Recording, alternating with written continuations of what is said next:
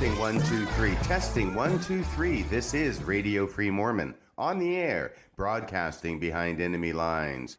Tonight's episode: Selling Your Soul for Apologetics. On May 31st of 2018, an article appeared in the Deseret News defending the First Vision account. This article was written by Daniel Peterson, a professor at BYU. Daniel Peterson is a longtime apologist for the Church of Jesus Christ of Latter-day Saints. He has made presentations on the subject. He has recorded videos on the subject. He has written a number of books on the subject. And currently, he is writing a series of articles for the Deseret News in which he defends the Church of Jesus Christ of Latter-day Saints. In this particular article, Daniel Peterson went a bridge too far and engaged not only in slanting the truth in order to defend the church. He engages not only in hiding information to defend the church, but he actually goes over the line into lying in order to defend the church. It is at this point it has become obvious to me that Daniel Peterson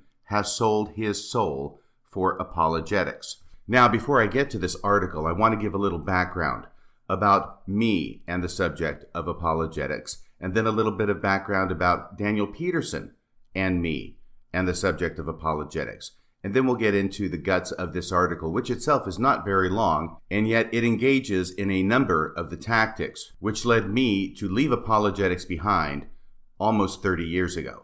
As many of you will recall, I was baptized into the church 40 years ago this month, the month of June 2018. 40 years ago, being June of 1978, I was baptized June 22nd of 1978, the same month that the priesthood ban was lifted by the LDS Church. After I was baptized into the church, I began to read everything I could get my hands on about the LDS Church. This included not only the Book of Mormon, but also the teachings of the prophet Joseph Smith, the Articles of Faith by James Talmage, and A Marvelous Work and a Wonder by LeGrand Richards. It also included at least one book that I recall by Hugh Nibley, which was titled Since Cumorah. And this book, perhaps more than anything else, began the trajectory that I followed for over a decade thereafter of Mormon apologetics. Now, by apologetics, what I mean is the practice of defending the church against criticisms from the anti-Mormons. My perspective at the time was that anybody who would level a criticism against the LDS Church must by definition be an anti-Mormon, must by definition be an enemy of the church and an enemy of the truth, and must therefore be defeated at all costs.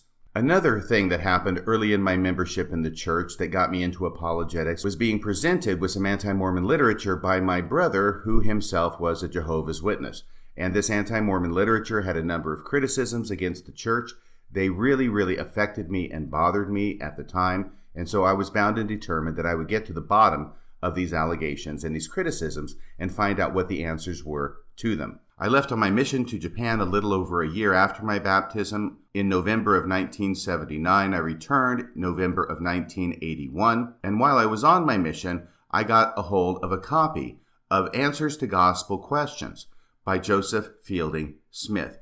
Now, Joseph Fielding Smith was a president of the church for a couple of years in the early 1970s, but prior to that, he was an apostle of the LDS Church for a number of decades. And through his study and through his writings, he achieved the status of basically the Book of Mormon answer man. He had all the answers to all the doctrinal questions that were raised about the church, and many of those questions had to do with criticisms of the church. And Joseph Fielding Smith wrote a column for the monthly church magazine, which at the time period of the 1950s and 1960s was called the Improvement Era. This was the precursor to the Ensign of today. In each of those columns, he would take a question about the church, which, as I say, were frequently those asked by critics of the church, and then he would spend some time answering those criticisms and showing why they were unjustified and why the LDS Church was true in spite of the criticisms. All of his columns that he wrote over many years were later assembled into a series of books called Answers to Gospel Questions.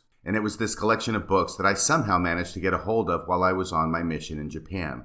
I read those books voraciously. I found the subject matter fascinating to me, and I began to develop in my heart the desire to be the guy that people went to get answers to their tough questions about the church.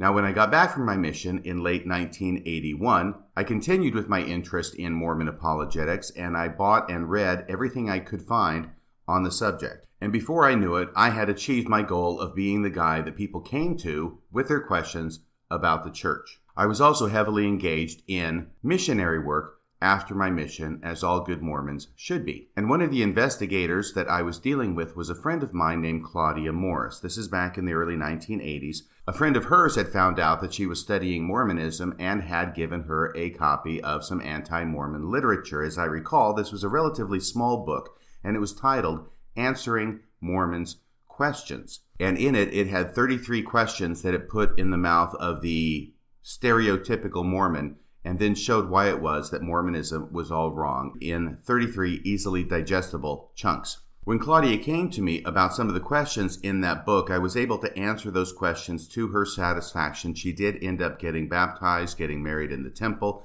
and as far as I know, she is continuing to live a TBM life in Salt Lake City, Utah. And I hope that she's doing well. And Claudia, if you're listening to this program, here's a shout out to you. Hi from Radio Free Mormon. But in addition to just answering her questions, I took it into my mind that I was going to write a response to this book.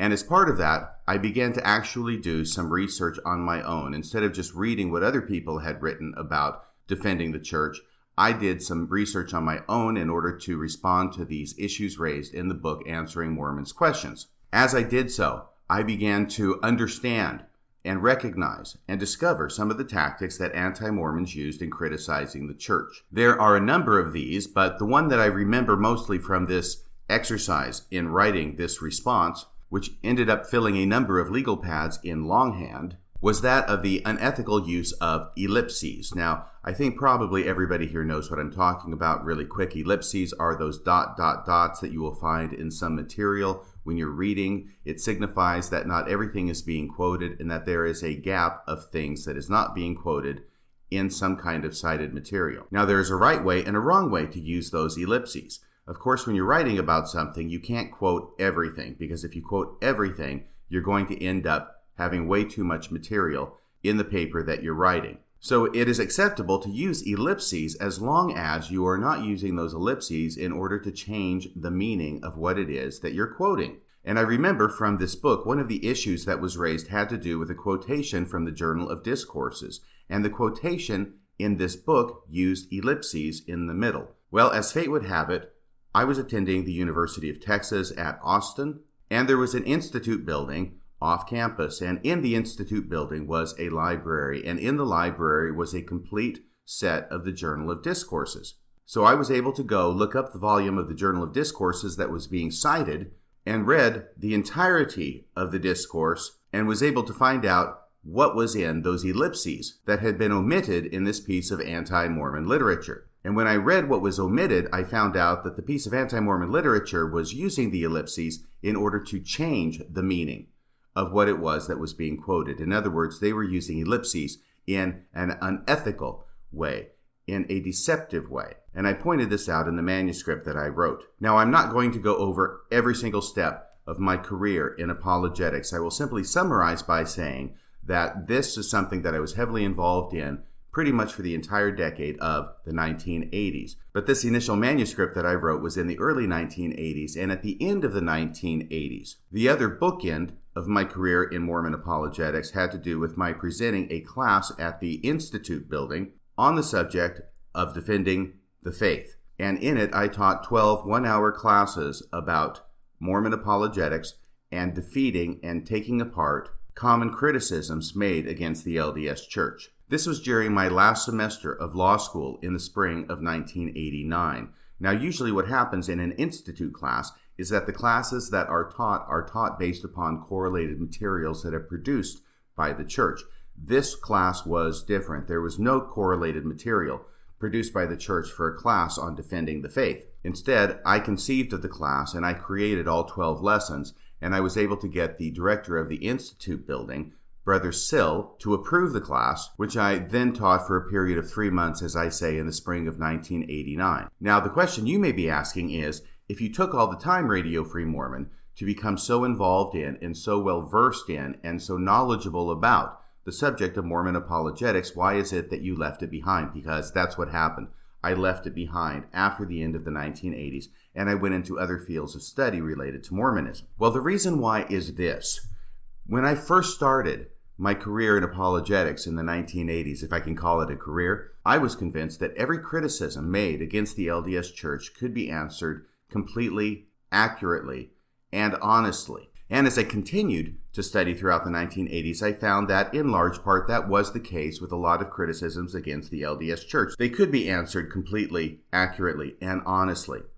But there were other criticisms against the LDS Church that I found that I was not able to answer completely accurately and honestly if I was also going to be defending the church. Put another way, some of those arguments and criticisms of the church were actually stronger than others. They were not all completely baseless. They were not all completely refutable. Some of them had teeth in them. But as an apologist, I saw my role as defending the church at all costs and taking the arguments, even the ones that had some merit to them, and treating them as if they had no merit at all. And what I found myself doing in order to defend the church in some instances was not telling the whole story, because in those instances, telling the whole story would not be successful in defending the church. In other words, I was in possession of facts through my study which did not put the church in the best light, which ended up supporting the argument against the church more than it supported the defense of the church. And so I found myself trying to hide that information from the person to whom I was speaking, the person for whom I was writing, the person with whom I was engaged in a discussion. And then I also found myself making arguments, the success of which were dependent upon the other person not knowing the information that I knew. Now, I cannot specifically remember an example of that in my life, but I knew that it happened, and I knew that I was beginning to become uncomfortable with this position that I had put myself in as a defender of the LDS Church.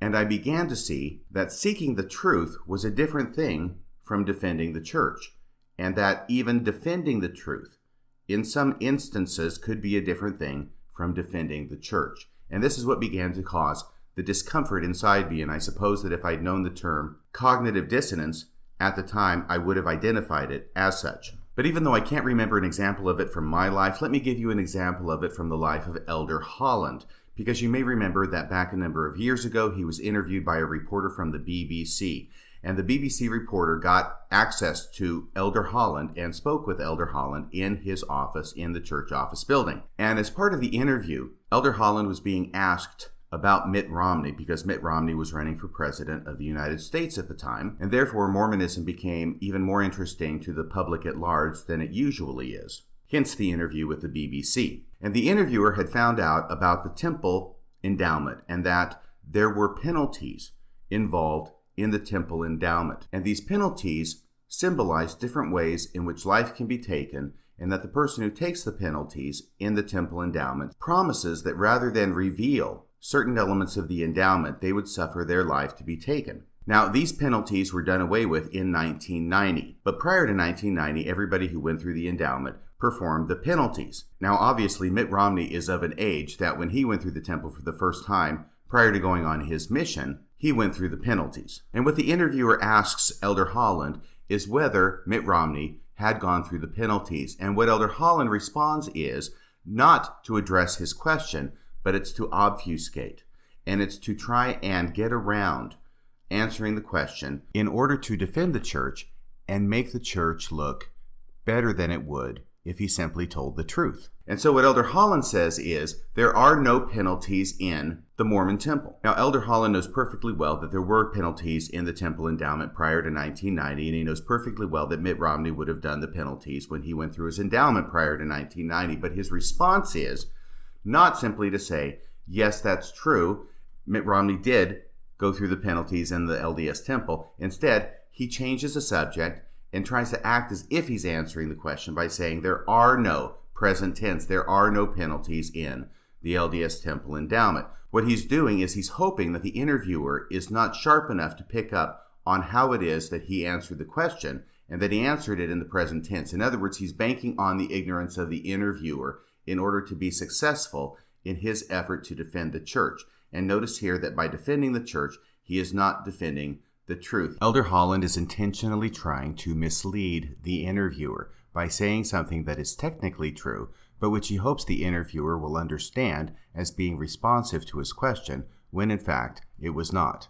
So when Elder Holland says there are no penalties in the LDS temple, he's hoping the interviewer does not catch him in this. He's hoping that the interviewer does not recognize what he's doing, and he's hoping that the interviewer does not have the knowledge necessary in order to call Elder Holland out on his bogus defense. But Elder Holland is disappointed in that hope in this interview, because the interviewer does have the knowledge necessary and he does catch him on what he's doing, and all he simply asks is a follow-up question, but there were penalties in the temple.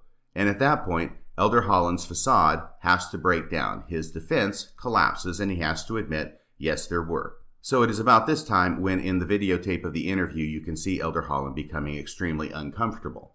And even though we are not set up to play video on this podcast, the audio clip of this portion of the interview where Elder Holland is trying to outgame the BBC reporter adequately suggests Elder Holland's degree of discomfort when he finds out that the BBC reporter knows more than he had hoped. Play the tape. Let's talk about Mitt Romney. Okay. The man who may well become the most powerful man on earth. Mm-hmm. As a Mormon in the temple, I've been told, he would have sworn an oath to say that he would not pass on what happens in the temple, lest he slit his throat. Is that true? That's not true. That's not true. We do not have penalties in the temple. You used to. We used to. Therefore, he swore an oath saying, I will not tell anyone about the secrets here, lest I slit my throat. Wow, that was even worse than I had remembered. I had forgotten that Elder Holland, an apostle of the Lord Jesus Christ, first lied about the penalties before he tried to mislead the reporter about the penalties. So even though I don't personally remember having lied to people in order to defend the church, that is an example of how I was feeling when I was defending the church as a Mormon apologist. In many instances, I was giving answers to criticisms of the church, and the success of my defense of the church was dependent upon the other person not knowing what I knew. And 9 times out of 10 at least, the other person did not know what I knew, and I was able to get away with defending the church. So I won the argument for the church, but I lost the argument for the truth. I won the battle, but I lost the war, because within me was developing, as I say, this cognitive dissonance, which is, why is it that in order to defend the church, I have to shade the truth, I have to hide the truth, I have to pretend that I don't know something that I do know, which actually undercuts the argument that I'm making on behalf of the church. And as I say, by the end of the 1980s, I had become pretty much exhausted with the subject of Mormon apologetics, and I had pretty much become uncomfortable enough with the position that Mormon apologetics put me in that I gave it up for Lent, and I left it to other people to pursue. So as I say, I began to understand that what I was doing with Mormon apologetics was different than searching for the truth. I was defending an argument instead of trying to find out the truth of the matter. And I changed my goal from defending the church to finding out the truth about the church. And the reason I did this is because in some sense I came to recognize that I was selling my soul for apologetics. I was not being true to myself for apologetics. I was not being true to the truth for apologetics. And my concern is that Daniel Peterson, who has been doing Mormon apologetics for literally decades now, has at last finally arrived at the point where he has completely sold his soul for apologetics. And again, the classic example of that will be found in the May 31st, 2018 Deseret News article written by Daniel Peterson defending the First Vision accounts. Now, before I get to that, I want to tell you another story, and this is about me and Daniel C. Peterson and the subject of apologetics. A little background. One of the criticisms against the Book of Mormon has to do with the use of the name Alma for not one but 2 men in the Book of Mormon. As an apologist, this was always a wonderful issue because the Book of Mormon would be criticized for using an obviously feminine name of Alma for 2 men in the Book of Mormon. But as Daniel C. Peterson had pointed out, and as I pointed out to a number of people myself, This actually ends up being a boomerang argument because it ends up supporting the Book of Mormon. Back in 1968, I believe it was, Yigal Yadin was doing a dig in Israel, and in it, he came upon a land deed. Now, this is not a religious document. It does not support the doctrinal claims of Mormonism, but it does something even better because in this land deed, it shows that anciently in Israel, Alma was used as a man's name. And the way that Yigal Yadin renders it in his book is A-L-M-A. And as Daniel C. Peterson says, that's close enough for me. So because this is such a striking evidence in favor of the Book of Mormon, which ends up totally not only confuting an argument against the Book of Mormon, but turning that argument into a supporting evidence for the Book of Mormon, pretty much no presentation goes by where Daniel C. Peterson is presenting on the subject without bringing up that historical fact. But there's another side to the story. Around 10 or 15 years ago, I was in contact with Daniel C. Peterson because I was beginning to find out something that I had not known before, something that Daniel C. Peterson had never mentioned, and something that I wanted to find out if indeed it was true. And this additional fact, the dark side of this argument, was that Alma was not only a man's name anciently in Israel, which supported the Book of Mormon, but that Alma was also a man's name in the time period of Joseph Smith and in the area in which Joseph Smith lived, as evidenced by at least one gravestone for a man in early 19th century New York who was named Alma. As I say, I was just hearing about this from somebody else, and I wanted to know if this were true, and I asked Daniel C. Peterson if in fact that were the case, and his response was, yes, it was. There were men named Alma in the time period and area in which Joseph Smith lived. I remember feeling very disappointed about learning this fact because it seemed to me that it significantly decreased the strength of the argument that anciently men in Israel were named Alma, and therefore that is a confirming evidence of the Book of Mormon. Well, that argument seemed to be significantly weakened if indeed in the time, place, and area in which the Book of Mormon was written or translated by Joseph Smith, there were men who were named Alma. I was also disappointed by the fact that Daniel C. Peterson knew that there were men in Joseph Smith's day who were named Alma, and yet in his presentations and writings on the subject, never once mentioned it. I asked him, and this was done by email or letter, I can't remember which, but I asked Daniel C. Peterson if he thought that was fair to present Alma as an ancient Israelite name as evidence for the Book of Mormon without telling his audience what he also knew, which was that Alma was also an early 19th century American name for men. Daniel C. Peterson's response surprised me because what he said back was that he was not saying anything that was not true. In other words, what he was saying about Alma being an ancient Israelite name was true, and therefore he was completely justified in presenting only one side of the story, the side that defended the church, the side that defended Mormonism, while not giving his audience the rest of the story. And even though I shared my viewpoint that this was not exactly cricket, and this wasn't telling the whole truth, his view was that he wasn't doing anything wrong because he wasn't technically lying, and it seemed to me that it was clear that in his mind the ends justified the means, and that the ends of defending the church justified the means of not giving all the facts to his audience so they could make their own decision based upon those facts as to how strong the evidence of Alma in the Book of Mormon really was. But still, in that situation, you will understand that Daniel C. Peterson was not out and out lying. What he was doing was he was being perhaps deceptive. He was certainly only telling one half of the story. He was certainly being disingenuous to a certain degree. However, he was not lying. But in this article now, which I'm finally going to get to, May 31st, 2018, that he wrote defending the First Vision accounts for the Deseret News, Daniel C. Peterson jumps the shark. And he actually goes all the way into lying for the Lord, lying for the LDS Church, lying for Mormonism, and lying for Joseph Smith. So I'm going to read this article now, and I'll make some comments along the way. It's not a very long article. I expect my comments will be a bit lengthier than the article itself. The title of the article is Defending the Faith. See, he even uses the same title that I used for my Institute class in 1989. Defending the Faith. The supposed scandal of multiple First Vision accounts. Now, first off, in this title, he's already engaging in apologetic tactics.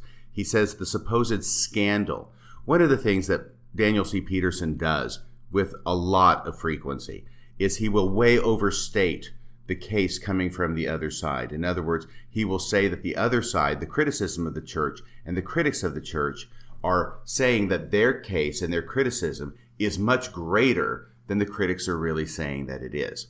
And so when Daniel C. Peterson can come to the rescue on his white horse and say, hey, this criticism is not as great as the critics are saying it is, when the critics really aren't even saying it's that great, now he gives the illusion of having to some degree defeated their arguments. This is what is called a straw man tactic. He attributes to his opponent an argument that they're not making, or the extent of an argument that they're not making, so that when he can then undercut it, it appears that he has defeated his opponent, when really all he is defeating is the argument that he has put in his opponent's mouth with the specific intent of defeating it. And the way he does this in the title is he says, the supposed scandal of multiple first vision accounts. Well, I don't know that anybody's ever called it a scandal. The fact is that Joseph Smith gave 4 first vision accounts in the first person, and that in some respects, those first vision accounts end up not lining up, and in some respects contradicting each other. I don't know if it's a scandal, but it's certainly an issue that goes to the credibility of Joseph Smith in the first vision accounts.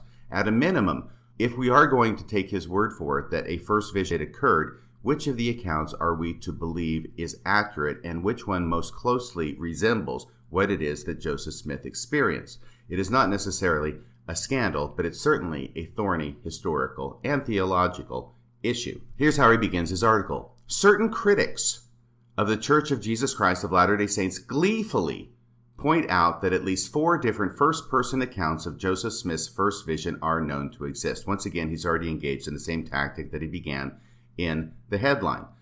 The critics gleefully point out that at least 4 different first-person accounts of Joseph Smith's first vision are known to exist. I don't know any critics who are gleefully pointing it out.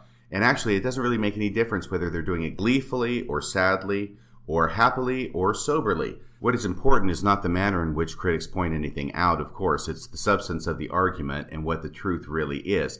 But at the very outset, Daniel C. Peterson is already saying critics gleefully point this out in order to get his audience on his side against those critics. Those damn critics, they're too happy. They're gleefully pointing out problems with the 4 different first-person accounts of the first vision. Going on with his article, this, they argue, demonstrates that Joseph simply couldn't get his story straight, which in their minds suggests that he was just making it up on the fly.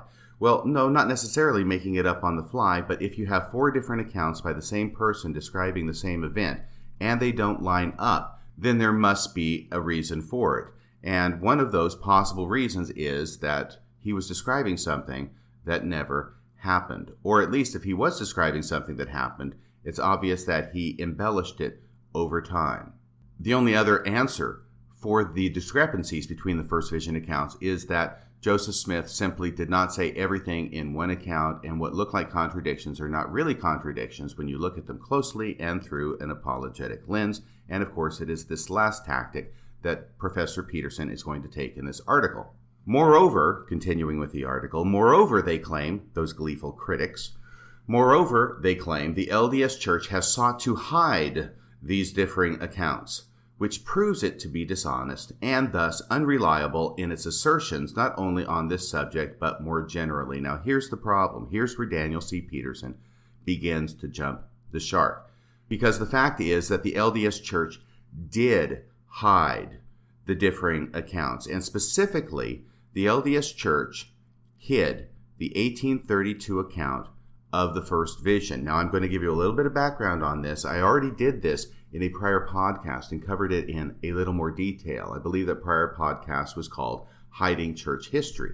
And in brief, Stan Larson wrote an article for Dialogue magazine, which was published in 2014, dealing with this entire episode. And the thumbnail version of it is this. There are 4 known accounts of the first vision. Today, the 1832 account, the 1835 account, the 1838 account, and the 1842 account. Up until the 1960s, only 2 of those accounts were known, and those were the last 2. The 1838 account, which was canonized in the Pearl of Great Price under the Joseph Smith history. It's the one that we are all familiar with because it's the one that is referred to and repeated and referenced the most in the church, almost exclusively in the church. And the 1842 account is the one that Joseph Smith wrote as part of the Wentworth Letter. The Wentworth Letter is where we get the Articles of Faith from. It's also where we get the 1842 account of the first vision, because Joseph Smith included in the Wentworth Letter, in addition to the Articles of Faith, a version of the first vision. And the Wentworth Letter version, the 1842 version, is significant because that's the one where Joseph Smith says that Jesus and Heavenly Father looked identical. And that's why when you see a film version of the endowment in the temple or a film version of the first vision, both Jesus and Heavenly Father look identical. It's because of what Joseph Smith wrote in the 1842 Wentworth Letter. But as I say, the 1832 account and the 1835 account were unknown until the 1960s, or more accurately put, they were unknown to the public until the 1960s. Now, for purposes of this podcast and this article that Daniel C. Peterson wrote, I'm just going to talk specifically about the 1832 account of the first vision. This is the only account of the first vision that is in Joseph Smith's own handwriting. It is the earliest version of the first vision account that we have. And significantly, in the earliest version of the first vision account that is in Joseph Smith's own handwriting, Joseph Smith does not mention seeing God the Father and Jesus Christ. Instead, he mentions seeing only one person, who is obviously Jesus Christ. And it is a very different kind of circumstance, a very different kind of account. Different things are motivating it, different things happen during it, than in the 1838 account of the first vision with which we are all familiar. Now, the history of the 1832 account is interesting because it was written down in a letter book, which back in the 1830s was the name for a book that was bound, and it was consisted entirely of blank pages. And this is called in the church archives Letter Book 1. So once again, reminding myself that this is supposed to be only a thumbnail sketch of what happened with this 1832 account, is that in the 1930s, this letter book was discovered by Joseph Fielding Smith, who was then the church historian. And the first 3 pages written front and back of this letter book were this 1832 account of the first vision. Joseph Fielding Smith found this 1832 account of the first vision in which only Jesus Christ is mentioned appearing in the first vision. And what Joseph Fielding Smith did was he cut out the pages of this letter book that contained the 1832 account of the first vision, and he stored them and hid them and locked them away in his safe in the church historian's office. He had other things in the safe, but among the things that he had in the safe were the 1832 account of the first vision. Through a series of interesting twists and turns, which I detail in my prior podcast, and which Stan Larson has in his article in the 2014 summer edition of Dialogue, word of this 1832 account of the first vision, this strange account of the first vision, leaks to the public in 1964. Now, this is 3 decades later. But word of its existence, not exactly what's in it, but of its existence, leaks to the public and gets into the hands of Gerald and Sandra Tanner, who are definitely critics of the LDS Church. And what they do is they begin to publicize the fact that they have come into possession of information that shows that the LDS Church, and specifically Joseph Fielding Smith, who is by now a senior apostle in the LDS Church, has possession and knowledge of a strange account of the first vision. They write to Joseph Fielding Smith directly, saying they know about its existence or they have reason to suspect it, they want to look at it. And then what happens is that once the existence of this 1832 account is leaked to the public, then Joseph Fielding Smith, either himself or somebody at his direction, takes those 3 pages out of his safe, puts them back in Letter Book 1, tapes the pages back in where he had removed them and cut them out 3 decades before, and then has a BYU graduate student named Paul Cheeseman, who's doing his master's thesis on first vision accounts, directed to it so he can find it and write about it in his master's thesis.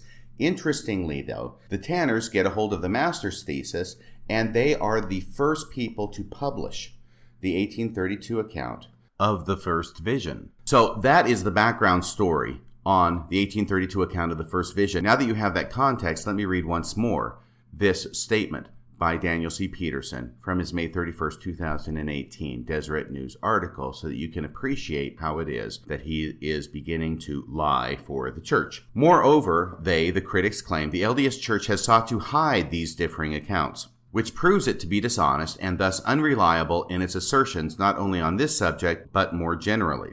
Well, actually, the critics do not claim that the LDS Church has sought to hide all 4 differing accounts. Actually, the last 2 accounts have been in publication since Joseph Smith was alive. It is the first two accounts, and specifically the earliest account, that not only do critics claim the LDS Church sought to hide, but the facts are that the LDS Church did hide the 1832 account, which does tend to prove it to be dishonest, or at least Joseph Fielding Smith was, and he was the church historian, and then he was the apostle, and then he was the president of the church from 1970 to 1972. And thus, indeed, it does tend to make the church unreliable in its assertions not only on this subject, but more generally. But having set forth the critic's position, Daniel C. Peterson is now going to refute it. On the whole, though, he says, such critics are creating difficulties and fomenting scandal where, in fact, none exists. Now, here's the problem. I don't care what you call it, i.e. that Joseph Fielding Smith cut out the 1832 account of the first vision and hid it in his safe for 3 decades and did not allow people to see it unless they had authority from people higher up in the church than Joseph Fielding Smith himself. I don't care if you call it a scandal or not, but there is definitely a difficulty with that. So when Daniel Peterson writes, on the whole, though, such critics are creating difficulties. Well, the critics didn't create this difficulty.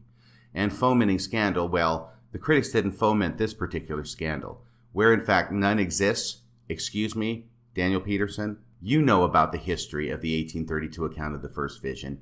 You know all about it. And what you are doing now is you are doing the old trick of banking that the people who are reading this article do not know this history. Because if they know what you know, they will understand that you are not telling the truth here, that you are defending the church instead of defending the truth, that it is more important to you to be loyal to the institution of the church than it is to be honest in all your dealings with your fellow man. He goes on, 2 accounts of the first vision, which is when he prayed in a grove of trees about which church to join, and Heavenly Father and Jesus Christ appeared to him, were published during Joseph's lifetime. There he's talking about the 1838 account and the 1842 account. One, generally known as Joseph Smith History, was canonized as a part of the Pearl of Great Price in 1880 and is accordingly by far the most familiar retelling among church members. In fact, up until a few decades ago, it was pretty much the only retelling among church members. And when missionaries go out to teach the gospel, it continues to be the only retelling among church members and to church investigators. Daniel C. Peterson goes on, 2 other accounts recorded in Joseph's earliest autobiography, that's the 1832 account, as well as in a later journal, that's the 1835 account, were essentially lost and forgotten until the 1960s. Now, wait a second. Daniel Peterson, let's just stick to the 1832 account, okay? It was not essentially lost and forgotten until the 1960s. What it was essentially found in the 1930s, cut out of a letter book by the church historian Joseph Fielding Smith, and then hid in his safe until the 1960s when it became public knowledge, and he was compelled to return it to the letter book from which he had cut it out in the first place. That is not essentially lost and forgotten until the 1960s, as you write in your article. Back to his article, 2 other accounts recorded in Joseph's earliest autobiography, as well as in a later journal, were essentially lost and forgotten until the 1960s, when historians working for the LDS Church rediscovered them and very quickly published them. Since that time, these various narratives of the first vision have been extensively discussed by Latter-day Saint leaders and scholars. Wait a second. I would certainly give him the benefit of the doubt and say, yes, they probably have been extensively discussed by LDS scholars, but not leaders. Because notice he includes leaders and scholars there. I do not believe that leaders have extensively discussed these various narratives of the first vision. I could be wrong about that. Perhaps Daniel C. Peterson will correct me on that, if that is indeed the case. But I am unaware of any church leaders extensively discussing the various first vision accounts. And yes, I am aware of Elder Richard Main's worldwide devotional broadcast from May 1st, 2016, in which he gives a very apologetic slant to the first vision accounts, and which I do not think qualifies as an in-depth discussion of the first vision accounts. Not only in academic journals, he goes on, not only in academic journals have these Latter-day Saint leaders and scholars extensively discussed the first vision accounts, not only in academic journals and books published by Brigham Young University and other church-affiliated presses, but beginning at least with James Allen's April 1970 article on the subject in the Improvement Era in the church's official magazines. You will recall this is the same move that Elder Ballard made in November of 2017 in the Face-to-Face Young Adult broadcast, where he brought up the same 1970 article in the Improvement Era by James Allen in order to try and show that the church is not hiding anything. Unfortunately, that article is not even available on the church website, which kind of defeats the whole argument. Going on with Daniel Peterson's article. In other words, believing Mormon scholars and leaders have known about and have openly spoken and written about the various First Vision accounts for at least 50 years. Now, here's this tactic going on. This has been a long, long time ago that everybody's known about this. Everybody who's faithful, everybody who studies, has known about these various accounts of the First Vision. So if you Mormons in the pews who have been going to church every Sunday, and all you've heard talked about in church is the 1838 account of the First Vision, which is published in the Scriptures, which is published in the Pearl of Great Price, if that's all you knew about it, then it is your fault, because people have known about this and been talking about it for at least 50 years. Where have you been? Why haven't you been paying attention? Why haven't you been studying? And this is how the church's efforts to suppress, hide, and then later ignore these early accounts of the First Vision now becomes not the church's fault for doing that, but it becomes the members' fault for not knowing that they were hiding and suppressing these accounts of the First Vision. Let me read that once again. In other words, believing Mormon scholars and leaders have known about and have openly spoken and written about the various First Vision accounts for at least 50 years. There's been no scandal, no suppression, and the often exaggerated, if not altogether invented discrepancies between them have been thoroughly examined. Now, before I go on to the rest of his article, here is where Daniel Peterson goes over the line and sells his soul for apologetics and out lies in order to defend the church. He says there's been no scandal, no suppression. Daniel Peterson: I love you, Daniel, but I must be brutal. That is a lie, and you are a liar. You have sold your soul for Mormon apologetics. Now, at this point, I could go on with the rest of Daniel Peterson's article. I think that it's really kind of a waste of time. He basically engages in two of the most well-known apologetics when it comes to defending the First Vision accounts and how they don't really contradict themselves. The first thing he starts off with is saying that in the 1832 account, Joseph Smith only says he saw Jesus, but that doesn't mean he did not see God the Father as well as he says in later accounts. In other words, it is not a necessary contradiction. But I think that if we look at it reasonably, we have to think it kind of odd that if, in the 1832 account, Joseph Smith is recounting an event that actually happened, and he mentions Jesus appearing, but he doesn't mention also appearing the creator of the universe, that seems like an odd omission. The second thing he does is he studiously avoids, as most apologists do, a different contradiction between the First Vision accounts, which is indeed a necessary contradiction. What he does not mention is the intent that Joseph Smith writes he went to the grove to pray about. We are all familiar with the 1838 account in which Joseph Smith says that he went to the grove to pray to find out which of all the churches was true, and he even says that it had never entered into his mind before that all the churches were wrong. This is directly and necessarily contradicted by what he writes in the 1832 account. Once again, the account that was hidden by Joseph Fielding Smith, once again the earliest account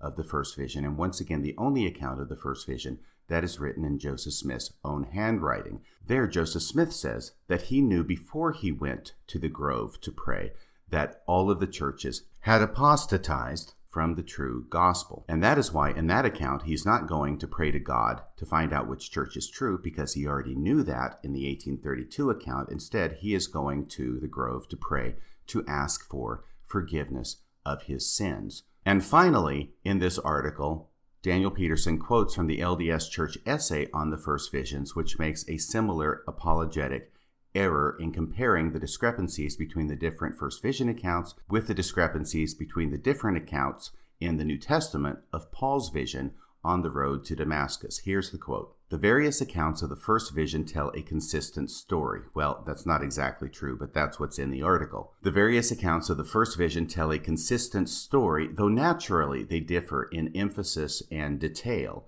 Historians expect that when an individual retells an experience in multiple settings to different audiences over many years, each account will emphasize various aspects of the experience and contain unique details.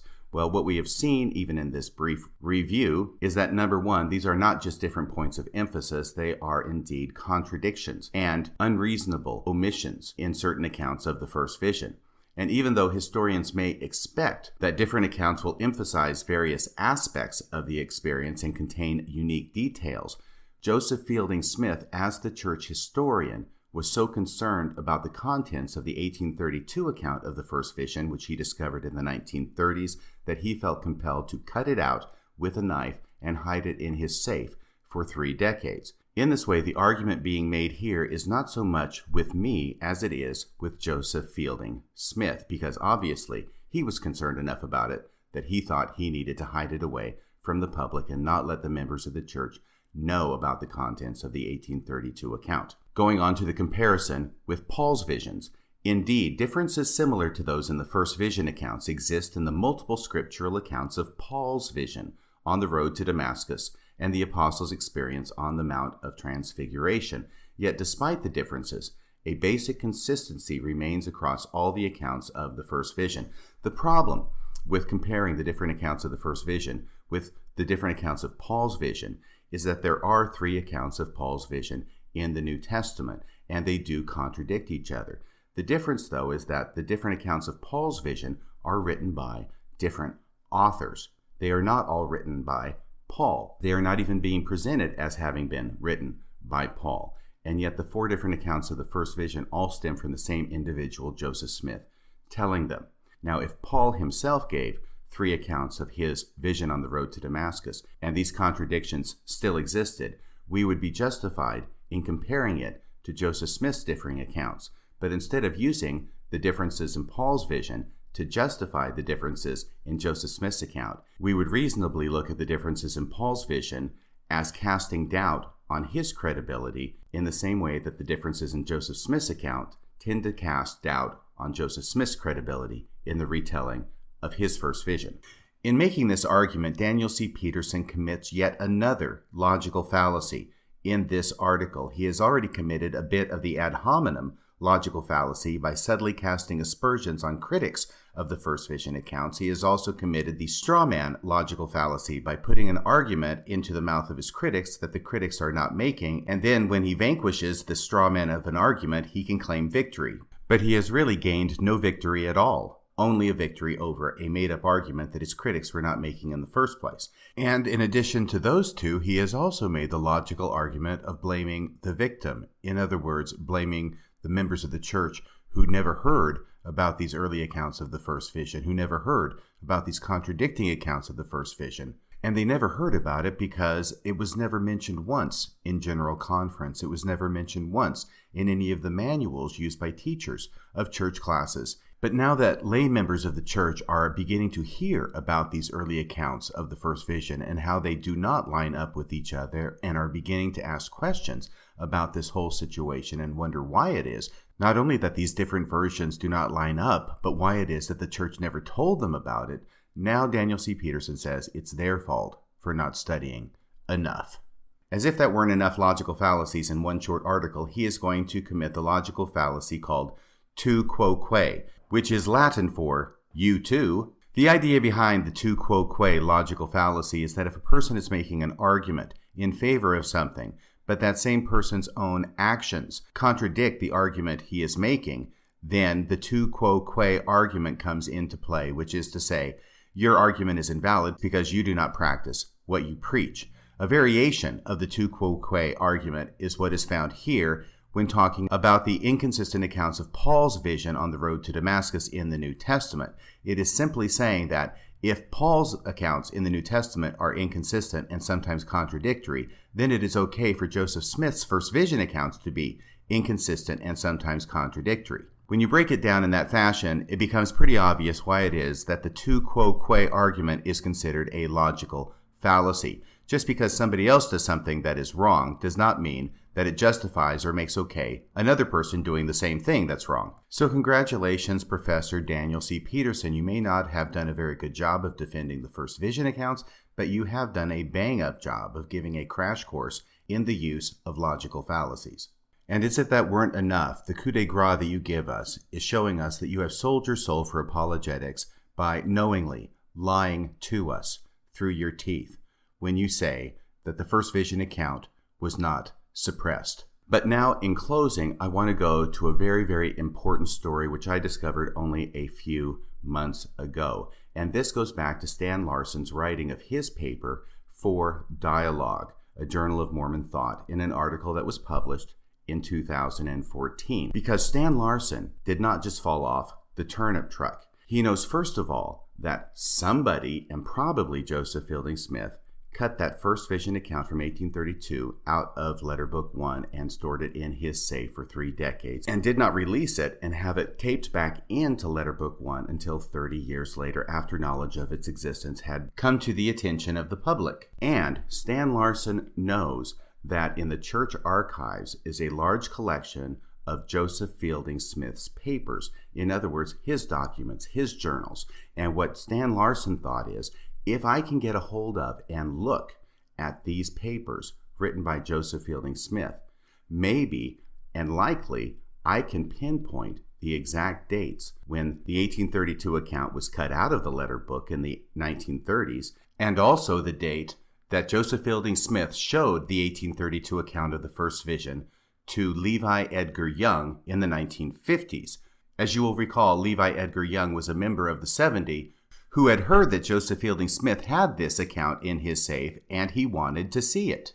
And Joseph Fielding Smith initially said, no, not unless you can get authority from somebody higher than me, which Levi Edgar Young was apparently able to do, and came back with that authority. And so Joseph Fielding Smith had to show him the 1832 account of the First Vision, which Levi Edgar Young read, under condition that he not talk about it to anybody else, and that he not take a copy of it with him when he left the church historian's office. Well, later on, Levi Edgar Young did relay the fact that there was a strange account of the First Vision in the church historian's safe to another person. He kept his promise by not talking about what was actually in the account, but he did relay the fact that the account was in existence and it was hidden in the safe of the church historian's office. That other person then waited until after Levi Edgar Young died in the early 1960s, and after Levi Edgar Young died, that other person then relayed that information to the Tanners. And that, in brief, is how it was that the existence of this 1832 account of the First Vision came to the attention of the public. But getting back to footnote 8, Stan Larson realized that if he could get access to the Joseph Fielding Smith collection in the church archives, he could probably pinpoint the date not only that Joseph Fielding Smith removed the 1832 account of the First Vision from the letter book in the 1930s, but he could also probably pinpoint the date that Joseph Fielding Smith showed the 1832 account to Levi Edgar Young in the 1950s. In other words, Stan Larson would be able to corroborate 2 critical aspects of this story.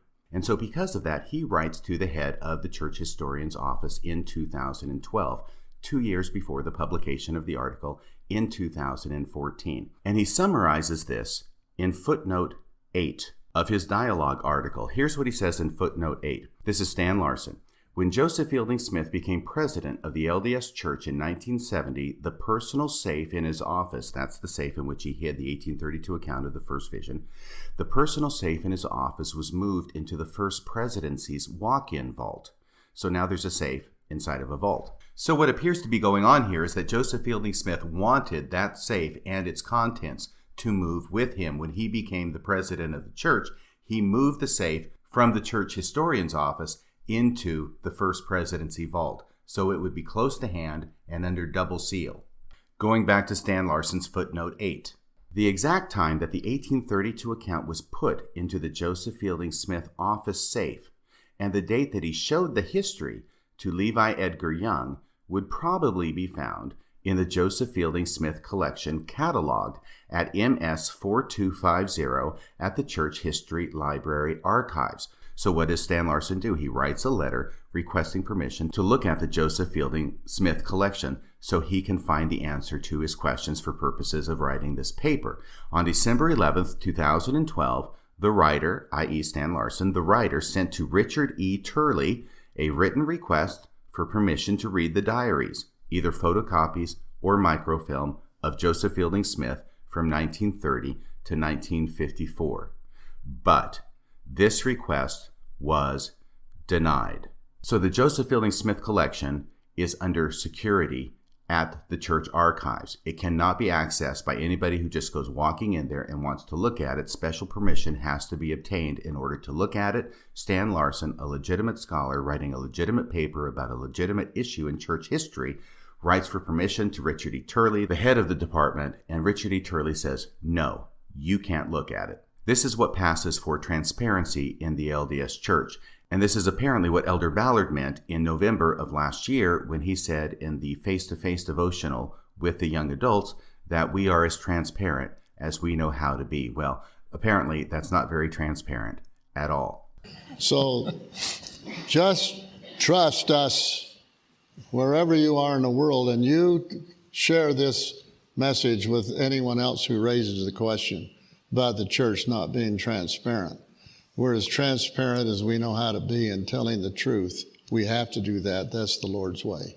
And this episode also highlights the fact that even though the church is out there touting the Joseph Smith Papers Project as evidence of how transparent they're now being, the Joseph Smith Papers Project is just the tip of the iceberg, because there are mountains and mountains of additional documents written by other church leaders subsequent to Joseph Smith and even concurrent with Joseph Smith that the church does not allow people to have access to.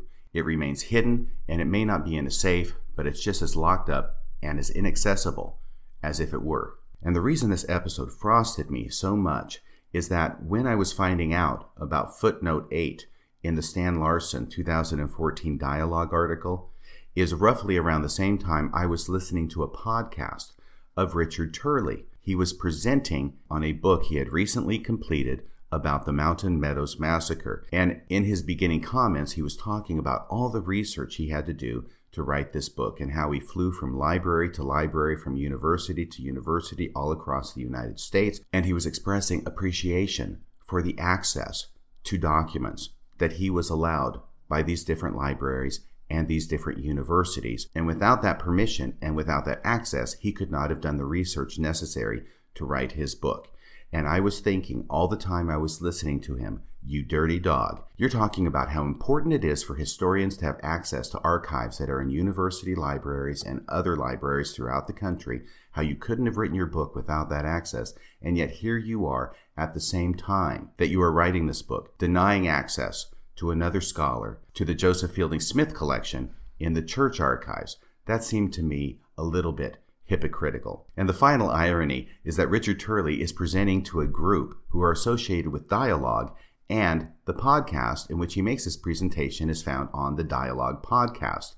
And it was to a person writing an article for the Dialogue Journal that he denied permission to look at church archives in order for Stan Larson to do his historical research so he could write his paper. As most of you know, Richard E. Turley has since been called to be the head of the church public relations department, which, considering the job he did at the history department, doesn't sound so much like a promotion as it does like a lateral transfer, because he's basically doing the same thing in the public relations department as he was in the church history department, which is, at its bottom, covering for the LDS Church in the finest tradition of Mormon apologetics. That's about all for tonight. Until next time, this is Radio Free Mormon, signing off the air.